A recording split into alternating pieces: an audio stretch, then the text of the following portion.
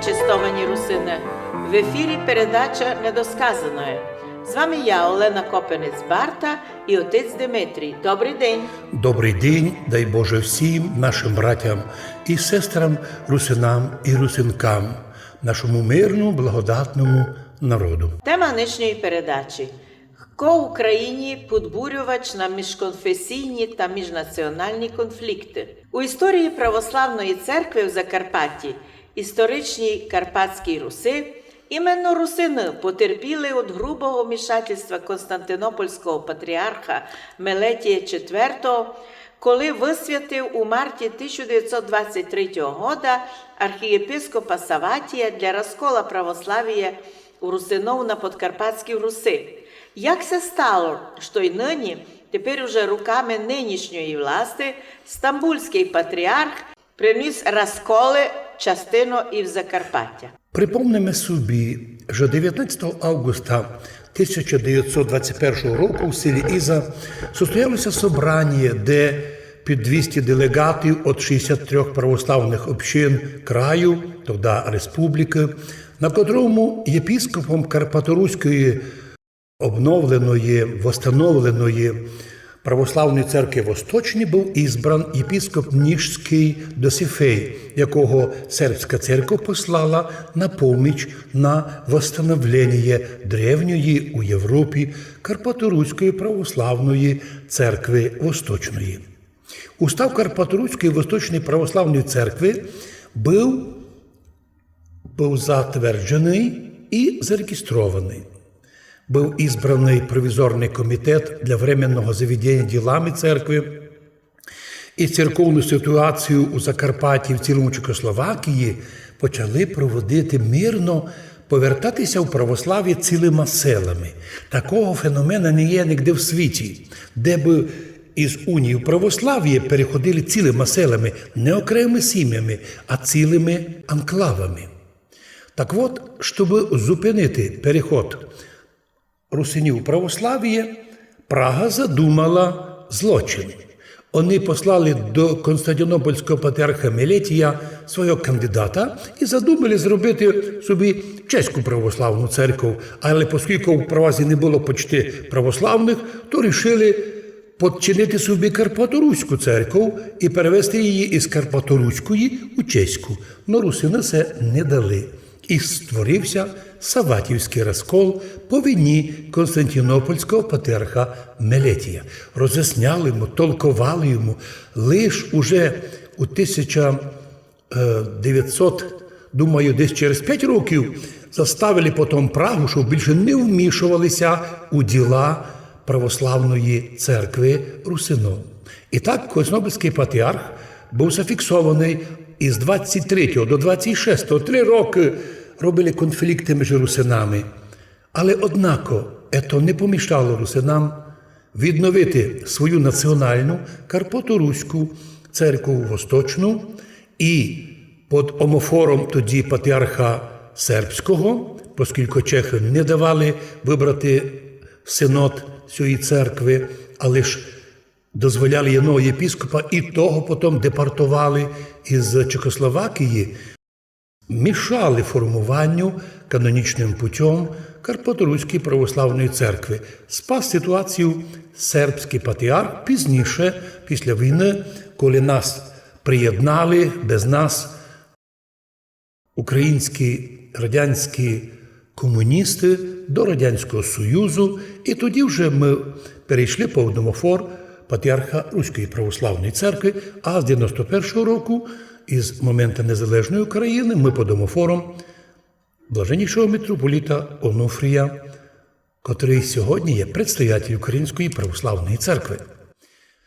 Що ще можемо сказати, що і сьогодні чиновники собі придумали Стамбульську церкву, обманули і людей, да й самого того Думенко, що нібито вони організовують на Україні автокефальну незалежну національну церкву. Реально вийшло, що Стамбульський патріарх хитро, мудро організував в Україні на чужій канонічній території свою особисту митрополію, де митрополіт Сьогоднішній Думенко йому підконтрольний на всі сторони, на всі 100. Ніякої свободи, вибору, тільки підчинення, тільки передача грошей, тільки 38 святинь України має бути передано під власність турецького патріарха. Ой, як забили українці колись турецьку неволю, як се сьогодні рвуть уже тепер під нову турецьку неволю. Так от і ми в Закарпатті відчули, коли побачили чиновники державні, що ми, русини, в Закарпатті вже мирно. Конфлікти між греко-католиками практично зупинилися. Ми знайшли, хто вже як хоче, де молитися, але чиновникам мир не потрібно. Розділяй і властвуй. І вони забили нам пару конфліктів. Якщо не було провокаторів із цього боку, то приводили їх із-за гір, де у тому Рахові, да й в Тячському районі чужі люди захватили від наших людей православних, нібито нову православну турецького подданства. І так ми знаємо, що грубе вмішательство Константинопольського Варфоломея і поддержка розкольників, признавши їх сущі в сані, є великий злочин проти Христа, проти церкви, проти єдинства Вселенської церкви. Як пам'ятаєте, в одній із наших проповідей було сказано, так, для порівняння, житомирський доктор-психіатр із Житомира на віддалі чуть ли не 700 кілометрів об'явив ужгородських п'яниць нормальними і здоровими. Тобто, вийшло, що з далекого Константинополя Варфоломей виявив бажання розкольників признати за нормальних. Нема у розколі норми тільки через покаяння і єдинство з канонічною православною церквою, про що заявив наш предстоятель, блаженніший митрополит Онуфрій. В общем, обіцянки Епіфанія не збилися. Гряде тепер час дати міровому православію оцінку діл Варфоломея. Ведь не думайте, що Варфоломей другий папа і вже його не можна зняти або покарати. Много раз уже в історії православної церкви саме Константинопольського патріарха гнали в шию, в тому числі і того Мелетія, котрий завів і новий календар, і вмішався у русинське православ'я. Напевно, можу думати, і так дослідники говорять, що буде нести відповідну кару і Варфоломей. Шкода, що він старенький вже чоловік, який вже одною ногою в гробі, а він за собою залишає шлейф крові, руйнування, розколів. Стільки багато крові пролилося і на Україні, стільки суддів в українському суді, судять священників, що вони смиренно захищають свою церкву. Злочинці, яка надсмішка. Однако виновник той сатана, котрий спонукав і, на жаль, поважного патріарха Константинопольського на такі кроки. Пройшло вже 3 роки, як Варфоломей умішався на канонічну територію Української православної церкви.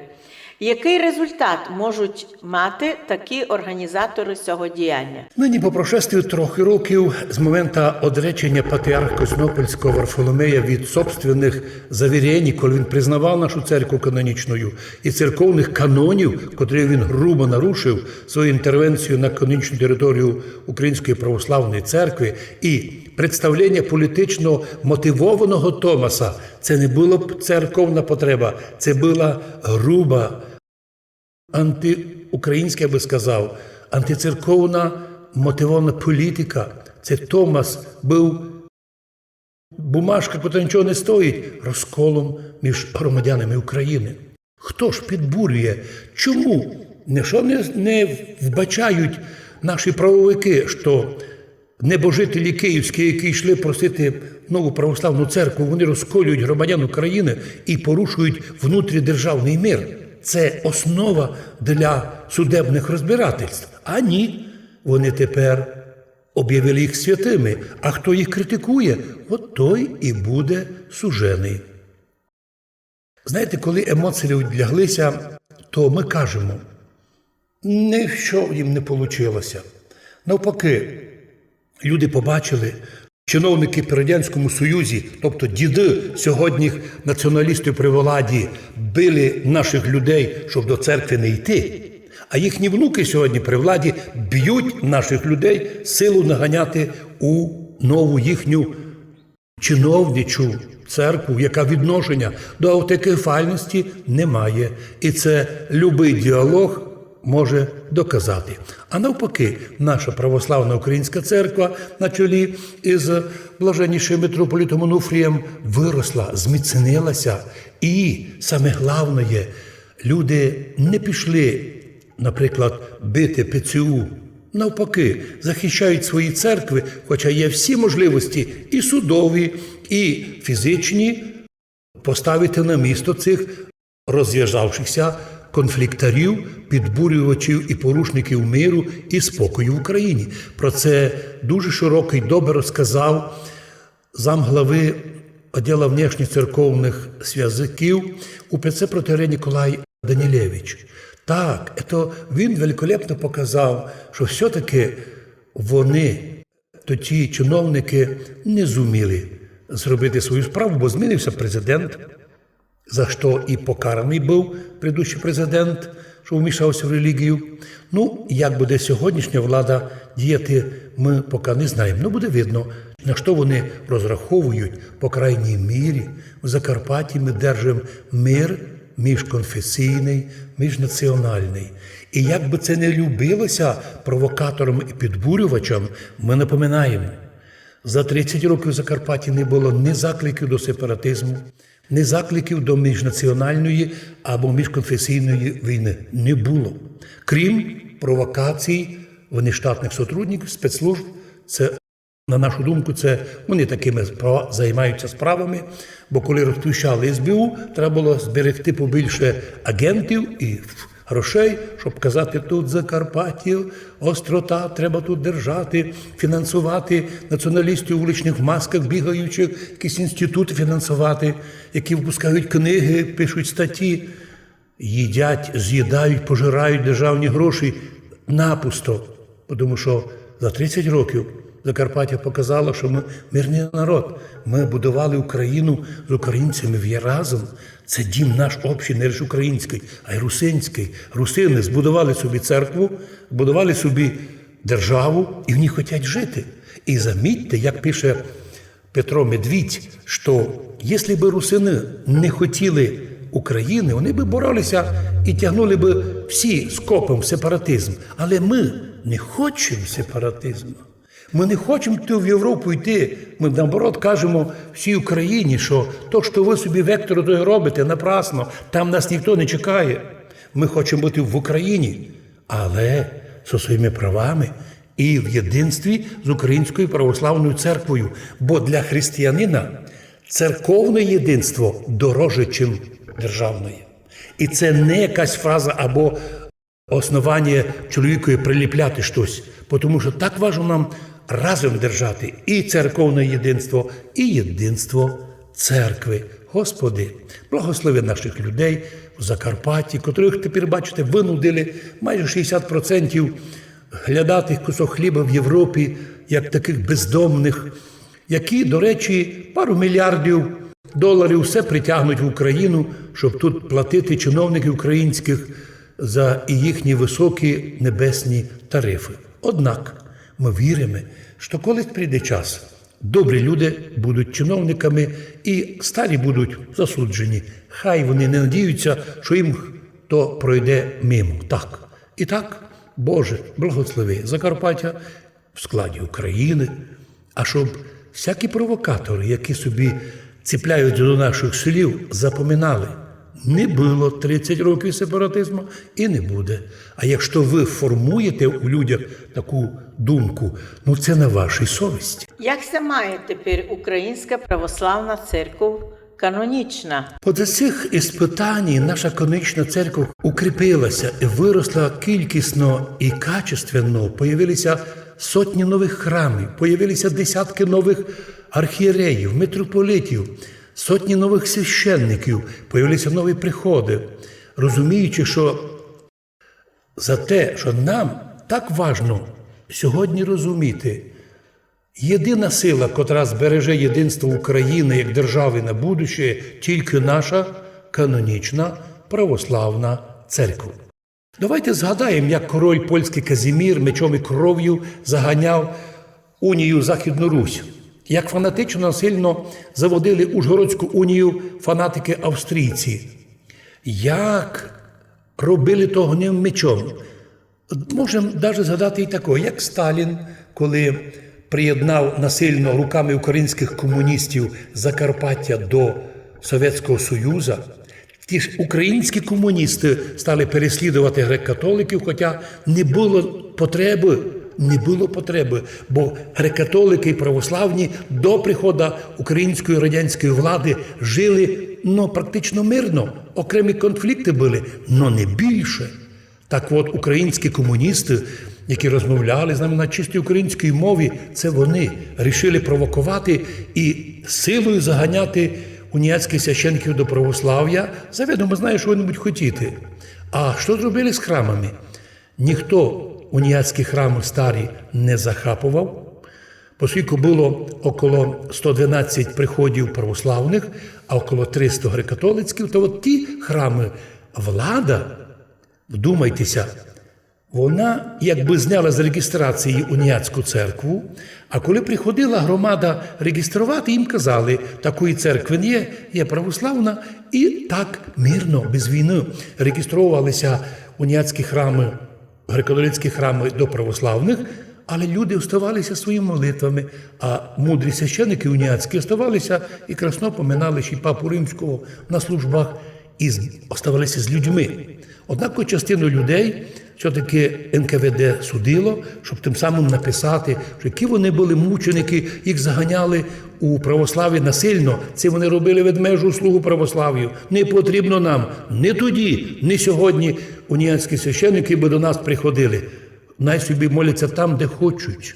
У нас є свої святі, благодатні отці, котрі чесно служать для церкви і для нашої держави. Замітьме, що і нині така ситуація склалася, тільки навпаки. Сталін хотів перереєструвати оставшіся уніатські приходи у православні, бо у православні мали свої вище 100 приходів, але оставшіся уніатські, вони міняли реєстрацію насильно. Що робить сьогодні наша українська влада? Верховна Рада приймає закони, ще при тому президентові, зняти з реєстрації Українську православну церкву, а всі приходи перереєструвати, де на уніатський, а де на ПЦУшний. Тобто нинішня влада скопіювала мерзость сталінських діянь. І нічого вам сьогодні критикувати Сталіна, бо ви йдете по його стопам. Ми віримо, що Бог зупинить по нашим молитвам ці злочини небожителів київських, котрі набралися мільярдери і рішили боротися зі своїм народом власним, з церков'ю. Ми продовжуємо молитися і терпіти вас, але чи потерпить вас Господь? Ось чому, як би не було, а ми сьогодні просимо Бога, що Господь дав нам силу держатися в єдинстві з канонічною церквою, нам, жителям Закарпаття, це 80% русини, а також оберігати єдинство держави і зберігати, тепер треба боротися за єдинство держави, вбачаючи в діях саме властей деструкцію антиукраїнську. Петро Медвідь у своїй статті указав безпідставність української влади обзивати русинів Закарпаття сепаратистами.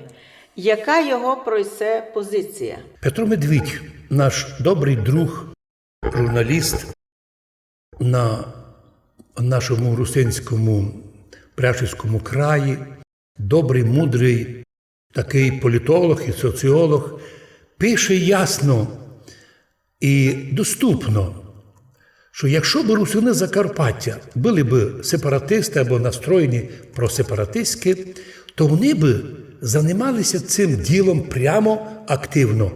Але русини просто просять далеко не демократичну владу України просто бути визнані. І щоб українська влада свої ж закони не топтала, а визнала русинів мирних. І визнати русинів як національну меншину саме в Україні, не в мадярах, не в Америці. Наявно злочинний заклик, офіційний заклик на днях Арестовича на всю Україну. Він закликає українців ставати русинами.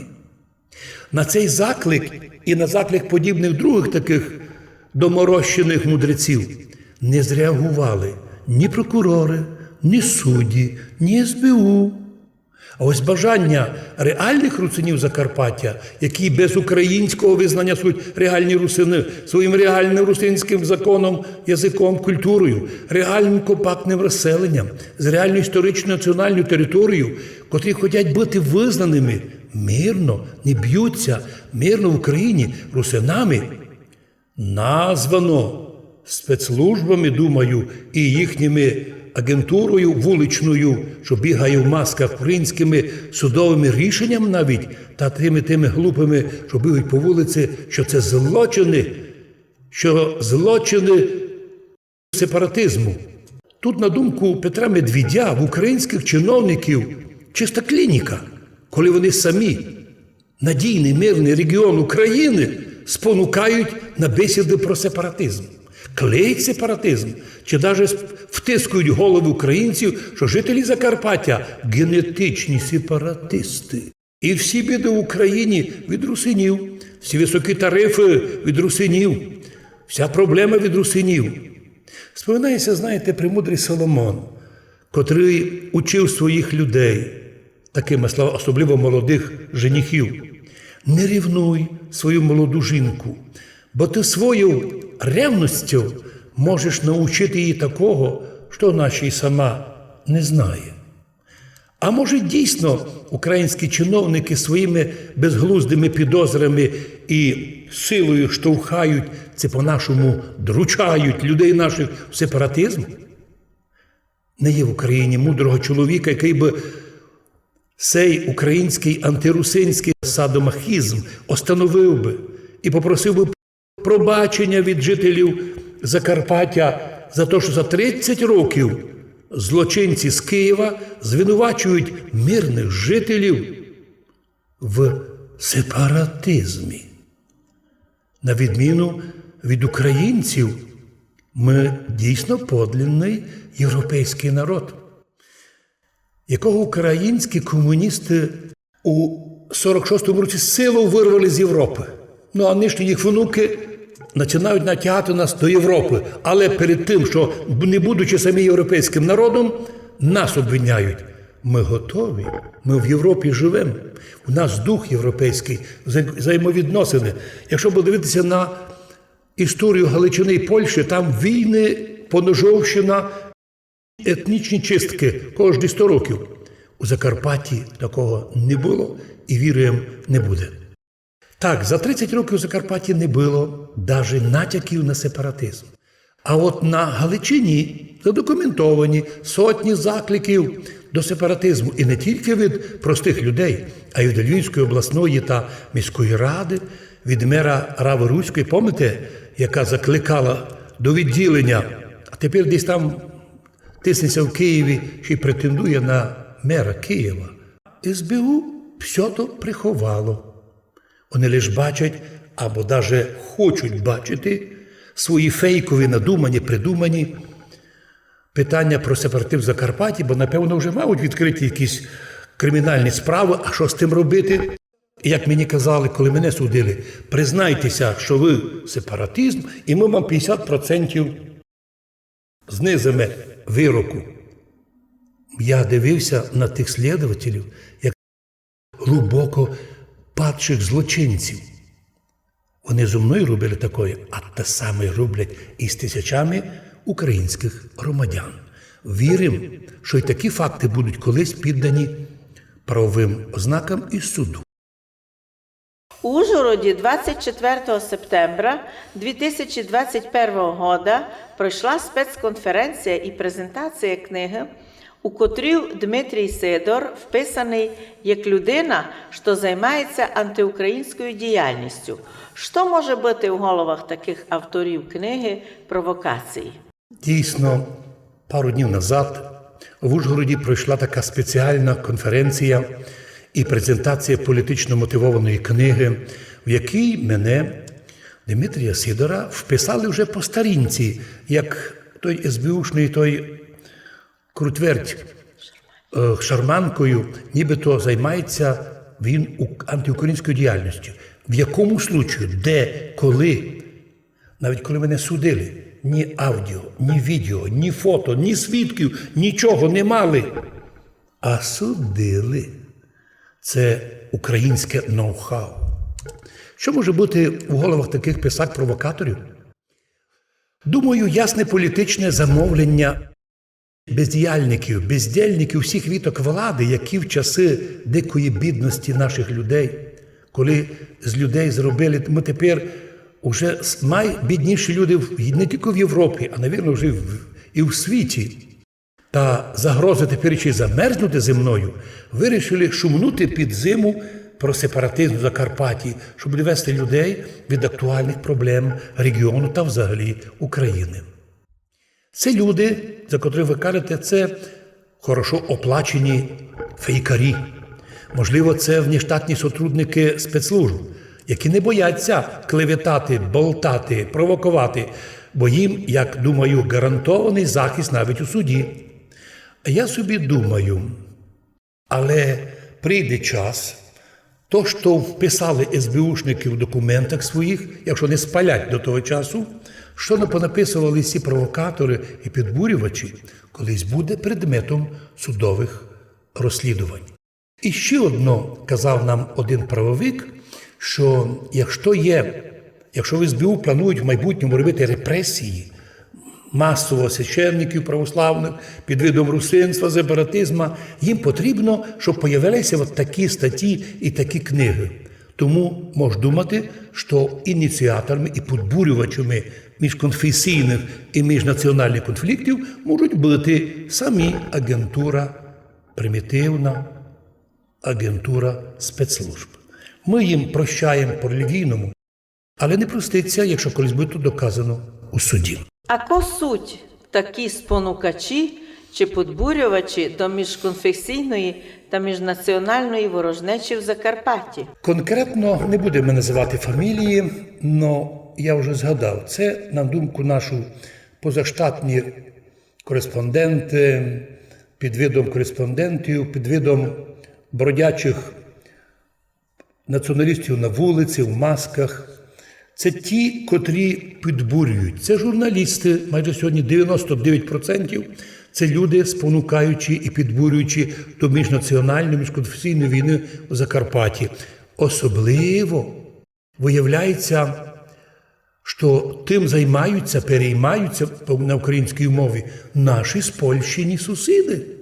В їх числі не лише окремі неукрикуни, а й Львівський регіональний інститут державного управління, Національної академії державного управління при президентові України, науково-дослідний інститут політичної регіоналістики Ужгородського університету і другі подібні українські інститути, що нещадно пожирають сотні мільйонів гривень, які зі Львова мусять знайти ворогів у Закарпатті.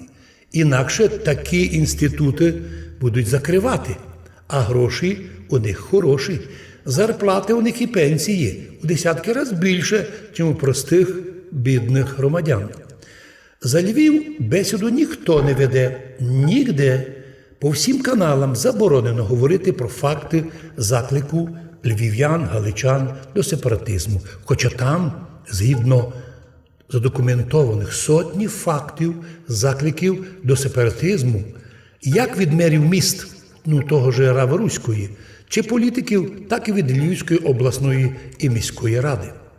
Як пише в цій книзі Маркіян Токар, неадекватного лобіювання деякими органами державної влади та органами місцевого самоврядування, передусім окремими їх представниками, своїх приватних інтересів, як правило, це відбувається шляхом формалізованого пошуку партнерів, непублічне проведення конкурсу та недемократичних процедур відбору громадських організацій, прихований зговір між суб'єктами сервісно орієнтованої діяльності, лобіювання інтересів представників організацій тощо. Кінець цитати, сторінка 256 згаданої книги професора Мар'ян Токаря. Так от, уже в тій думці професор Мар'ян Токар говорить, що всі вільні громадські організації не любимі владою.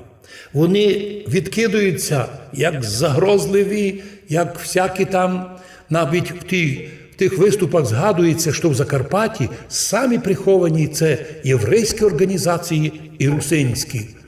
Хоча ми общаємося із євреями Закарпаття, ми не знаємо, що вони приховують. Як і вони з нами, ми не приховуємо нічого. Це наша держава, і ми також терпимо безглузді рішення Верховної Ради, і що ми дивимося, що в тупіках економічних знаходимося, але ми свою державу любимо. І ми держимо мир міжконфесійний і міжнаціональний у Закарпатті. Так чому ж згадувати, що ми щось маємо тайне? Навпаки, як згадав Мар'ян Токар, саме влада шукає собі громадські організації, які підсовує під себе, так вони також. Є така мукачівська організація, де звідти некий русин каже, що у русинів Закарпаття є дві направлення. Одна європейська, а друга проросійська. І от в одній з тих книжок згадується, що Дмитрій Сідор, русин, тягне в проросійське направлення, а от другий у проєвропейське. Хоча це фейк. Та настільки неуки українські наші критики, що ніколи в Закарпатті не було ні проросійського, ні проєвропейського. У нас було русинське движення тільки одно – проукраїнське. І визнання в складі України наших прав і свобод. Чуєте, шановні неуки? Я звертаюся до тих інститутів. Чому, кстати, Львівському інституту лізти в Закарпаття та провокувати у нас тут такі конфлікти? Не знаю чому. Але пора покласти і сусідів на місто. Хай би дивилися на свої проблеми. Але факти сепаратизму були і на Галичині. Тому то і діло, щоб приховати сотні сепаратистських закликів Галичини, їм приходиться бити по Закарпаттю. Ну там за Донбас не кажу, за Крим, там взагалі. Але в нас мирний регіон, львів'яни б'ють. Чому? На всякий випадок. А от пригадується мені той случай, як Львівська обласна рада зібралася на сепаратистське зібрання, а під нею десятки плакатів, тисячі людей. Там прописано, ми вам виставимо в інтернеті ті фотки. Галичині автономію. Вдумайтеся. Там десятки таких транспарантів. Уже згадувались ми мера Руської, що вона закликала до сепаратизму. І дивно, в той самий день, коли там була акція львівського регіонального мощного сепаратизму, коли треба було львівським журналістам бити всім під їхньою сепаратистською обласною радою, з Львова вони терміново посилають групу журналістів в Ужгород під кафедральний собор міста Ужгорода, де вони роблять передачу. Вони прийшли до сепаратиста-священника, котрий до них не вийшов, але вони знають, що він сепаратист. А в той самий час там, у Львові, требують Галичині автономію. СБУ сьогодні, нашу думку, приховує сотні випадків, очевидних для тисяч людей, фактів галицького сепаратизму.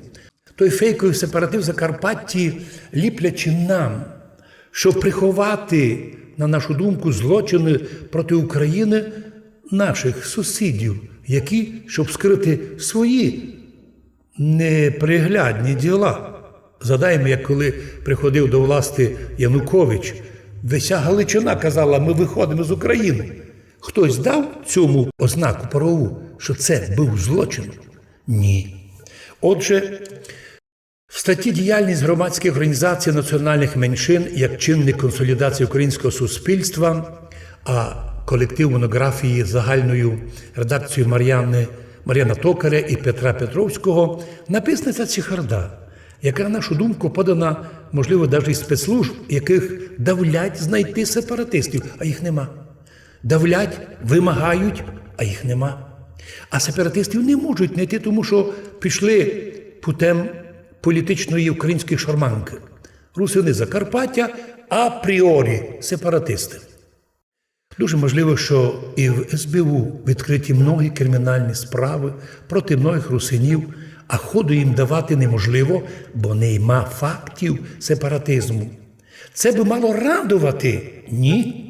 Окрім галицько-польських закликів до сепаратизму, в Закарпатті і в Україні, на заході України ми таких не знаємо. З другого боку, випуск таких книг і фейкових політичних мотивованих статей – це приготування на майбутнє до масових репресій. Не тільки в Закарпатті, але й по всій Україні, але в Закарпатті проти русинів, проти канонічної церкви, проти мирних жителів Закарпаття, з яких націоналісти Галичини малюють антиукраїнців. В тих людей ганьба померла. Той явний нацизм, фашизм та плани провокувати війну в Закарпатті, таку як в Донбасі, це їхні плани, оскільки ще тепер і мадяри недавно заключили договір про газ в обхід України, і тому тернопільський чиновник через засоби масової інформації на телебаченні злочинно звернувся до влади України жорстоко карати місцевих мадярів в Закарпатті за їх мадярського Орбана. Що це за заклики? Де правова оцінка таким фашистським закликам? Якщо на це піде влада України, а ті київські небожителі, мільярдери за наш рахунок, безумовно, їм треба щось робити. Їм потрібно, щоб хтось воював, щоб в Закарпатті була війна, щоб люди не розумілися, якими путями їх граблять, обманюють і лишають елементарних прав. Но в будь-якому випадку ніколи такі злочини не бувають вічними. Як казав один американський мудрець, можна обманювати одного довго чи багато довго, але невозможно всіх обманювати і безконечно. Буде колись і в Закарпатті суд народний, суд, котрий буде давати оцінку всім злочинам, не тільки теперішні роки за останні 7, найбільше їх за 7 років, а й за всі 30 років, де мирні русини Закарпаття просяться мирно бути визнаними. Ведь ми без визнання українського русини. Ми просто хочемо, щоб нас врахували в числі національну меншину. А нас не хочуть реєструвати, розтоптуючи свої закони. І через навіть русинів закритий ход буде в Україні до Європи. Бо поки не будуть визнані русини, ми віримо, що Європа, крім остальних злочинів, і сей буде класти. Ми би хотіли, щоб ми не мішали нашій державі, щоб чиновники знали, в Закарпатті 800 тисяч русинів, не вірите, зробимо перепис. А якщо вірите, то рано чи пізно будете відповідати, чому мирний народ об'явлений апріорі сепаратистами і безправними. Ми, громадяни України, в'єдно з українцями краще, ніж Львівська область, голосували за створення нової незалежної України. Краще голосували. А це значить, що сьогодні ми не хочемо бути найбільше прав мати всіх, хоча б рівні права. Хоча б рівні для інтересів єдинства церкви нашої канонічної і в інтересах єдинства держави. Фантасти-антиукраїнці придумали собі такий фейк. Нібито у русинів Закарпаття існує проросійський та проєвропейський напрямок. Я про це вже повторив, але ще одну рису хочу підкреслити. Нібито першу рису становить антиукраїнська сепаратистська діяльність спрямування представників і згадується моє ім'я Дмитрій Сидор, котрі орієнтуються нібито на Росію та нібито вимагають визнання окремої русинської національності, що є реальністю у Європі, в світі. А вони це називають злочином. Бідні неуки. На дання автономії чи навіть незалежної регіону Закарпаття. Вони приписують мені той ніби злочин, який прописаний у тому референдумі, який проводився в Закарпатті по закону України, про те, що 78% вимагають самоврядування в Україні, такого більш широкого. Не я голосував, я лише один із 800 тисяч людей голосував. Але то робила громадськість області. Чому я тепер один маю бути звинувачуваний у таких вимогах? В общем, всю книгу записали застарілу, биту давно фразу. Нібито русинів на Росію не знає Росія русинів. Не помагає русинам і не буде скоро помагати. Десь чула там. І Америка, до речі, не знає русинів. Бо якщо б Америка знала за русинів або хотіла б допомогти русинам, давно б вона заставила українську владу, яка б тепер майже підконтрольна їй, щоб признали русинів. Але Америка також мовчить. Америка теж не за те, щоб русини були вільні. І Європа мовчить. Тож, куди нам дійти? В Америку далеко, на небо далеко, в Європу не пускають. Наша задача русинів – навести євроремонт в Україні, добитися своїх прав і свобод, напевно, вже з майбутніми чиновниками, які колись на наше бажання хай би вже відійшли в історію, бо стільки бід і проблем вони нам принесли. Андрій Бродій був великим патріотом Подкарпатської Руси, но за то, що не согласився стати агентом німецьких спецслужб Абвера для розділення Чехословацької республіки, чому Берлін создав фальшивку проти нього і підкинув фразі, яку заставив Берлін його зняти з прем'єр-міністра. Дійсно, Андрій Бродій, перший примес Подкарпатської Русі, величественний патріот нашого краю, в котрий став прем'єр-міністром за те, що його партія виграла на виборах, тобто його не поклали. Його він виборов, і партія представила свого прем'єр-міністра. Ну, однако, німці готували розкол Чехословакії. Андрій про то Бродій не міг знати до кінця, і коли до нього підійшли абверовці і предлагали йому на розчленення Чехословакії, він не согласився. Він не розумів, що це серйозна політика Берліна. А тому, коли абверовці, німці, виділи, що ситуація важка, Андрій, патріот Чехословакії, патріот Подкарпатської Руси, підійшли до уняцького священника Августина Волошина, котрий на виборах його партія проіграла, але вони йому сказали: ми надавимо на Прагу, і ти будеш другим прем'єр-міністром, але погоджуйся на розкол Чехословакії, тобто на сепаратизм. Вдумайтеся, сьогодні в Україні вводяться з тим сепаратизмом, а ведь прославлений герой України Августин Волошин – сепаратист, який дав згоду німцям, аберовцям провозгласити Подкарпатську Русь відділеною від Чехословакії. Сепаратизм. Хоча він на останньому моменті не зробив цю заяву, але ж сказав, що ми не знаємо, як буде, бо вже словаки відділилися, ми теж об'являємо таке відділення, але то мусить вирішити завтра наш Сойм Подкарпатської Руси. Замітьте, не Карпатської України, Подкарпатської Руси. Той Сойм, а ще був, він мав перемінити назву на Карпатську Україну. Ну, оскільки ми знаємо дані факти, що його не сталося, так що Сойм Карпатської України – це фейк політичний.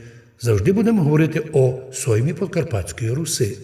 Так от, підкинули фальшивку, як ви кажете, що він агент Будапешта, і його Прага, причому під тиском Берліна, змістила, хоча не мала права те. Не вийшло. Він виявився патріотом. А от Волошин, герой України, який ніколи не був громадянином України, який ніколи не жив на Україні, який був сепаратист, антипражський, античешський, сьогодні прославляється, який тоді пішов на злочин. Підкарпатська Русь, лише за 20 літ він писав, з'єднана була з Чехословакією, але за ці роки було зроблено много для культурного підняття карпато-руського русинського народу. Молоді покоління, які виросли в цих роках, майже поголовно грамотне. Крім того, тисячі закінчили гімназії або середні фінансові школи фахові.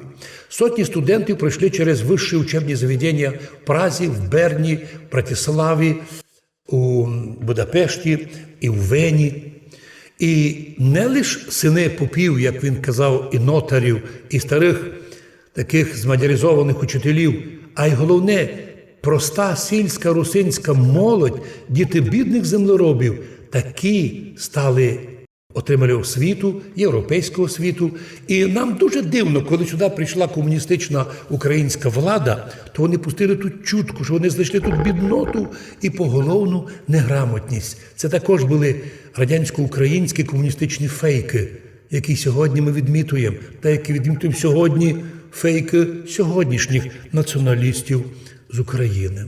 Так Підкарпатська Русь отримала свою молоду народну інтелігенцію, яка вийшла із народу і держалася з народом. На Підкарпатській Русі появилися молоді поети, письменники, учені. І за ці 20 років дійсно створився народ, як казав Андрій Бродів, ми русини.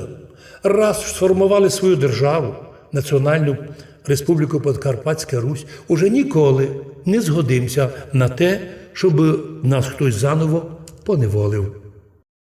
Які прекрасні слова. Але хочу сказати, що коли прийшла сюди українська радянська влада, українські комуністи, так вони майже 80 тисяч населення Закарпаття, Підкарпатської Русі, це майже кожного 10-го, кинули в тюрми. Причому кинули в тюрми саме вчителів, учених, письменників, поетів, правовиків, лікарів.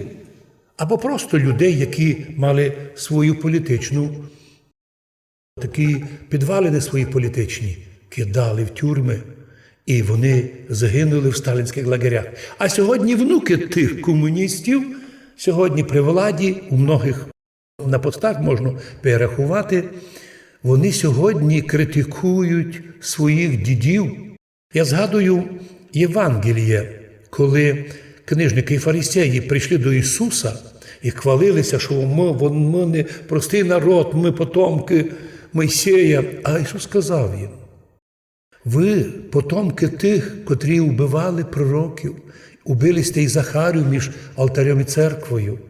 Ви ті, котрі нині робите гроби пророкам і кажете, якщо б ми жили в дні наших пророків, ми б не були такі. По крайній мірі, каже Ісус, ви самі констатуєте, що ви внуки, потомки вбивць пророків. Так що ми сьогодні можемо казати, на жаль, і сьогодні з нами ведуть діалог внуки тих більшовиків, комуністів, котрі колись наламали дров у радянський час і тепер пробували би у Закарпатті закрутити питання сепаратизму. Нема тут сепаратизму. І я казав, коли мене судили суддєві і прокуророві, глину будете їсти, а не докажете ні мій злочин, ні злочини тих людей, яких ви визиваєте на суд з надією, що хтось вам підтвердить. На суді ніхто не підтвердив із сотні свідків, що були заклики до сепаратизму. Але суддя під тиском спецслужб прийняв своє рішення. Правда, умовно, но повний срок по 3 роки тюрми. Ми розуміємо, що перед нами великий механізм державний, зачастую деколи без ума, у злобі, в ненависті. Але просимо Господа Боже, тепер у нас такий час настав, що ми у Європі, в центрі Європи, ми мирно живемо із мадярами нашими, свідчимо Україні, що це мирний народ. І вони ніколи так же не претендували на сепаратизм. Вони сьогодні вірні громадяни України і не смієте їх обзивати. Ми сьогодні живемо мирно з євреями в Закарпатті, котрі також ніч не приховують. Також нормальні люди, громадяни України і патріоти свого краю. Ми живемо мирно. Пожалуйста, підбурювачі і провокатори, не лізьте в нашу сім'ю, не підбурюйте, не робіть злочини, бо ми хочемо жити в нашій державі, за котру молимося, за котру молиться вся наша церква, канонічна Українська Православна Церква, яка ні в рівняння не може бути, ПЦУ для неї лише маленька 0,5% того і впливу, який має наша церква. А в Закарпатті це майже 99%. Але однако ми не мішаємо людям, які мають другі погляди або другі релігії. Ідіть, моліться, куди хочете. Але не смієте, навіть у думці, нападати на наших людей і на наші храми. Ну, а остальним чиновникам кажемо, не творіть фейки про Закарпаття. Закарпаття – мирний, красивий, благодатний край. І тому, якщо йдете сюди, то там на перевалі помийте обув вашу, топанки, чоботи від тої клевети і злості і заходіть до нас у гості із любов'ю. Ми всіх вас приймаємо і віримо, що в будь-якому випадку, навіть якщо Галичина відірветься до Польщі, ми, як казали многі, ми залишимося Калінінградським регіоном Київської держави, Української держави. Це побачимо. Ну що ж, на чому ми завершуємо нашу передачу. Ми віримо, що Україна колись буде мати кращих чиновників, бо чекаємо вже 30 років то, але з другого боку свідчимо многократно і суддям, і прокурорам, і СБУшникам, і всім націоналістам. Не фейкуйте проти нас, не лізьте к нам, не ліпіть нам злочини, які тут не мають міста. Ми любимо свою державу, а особливо любимо церкву Українську Православну, ну а у вічності віримо, що можемо наслідувати і без вас. Царство Боже, у якої не попадають лжеці, манчики і ті, котрі наживаються на бідах народа, а щоб народ збити з толку та їх напустити їм там туман. Ми той туман активно розвіюємо, щоб завжди у Закарпатті світило сонце миру, міжконфесійного, міжнаціонального і загальноукраїнського. На цьому наша передача завершена. Будьте здорові! Будьте здорові і з Богом святим!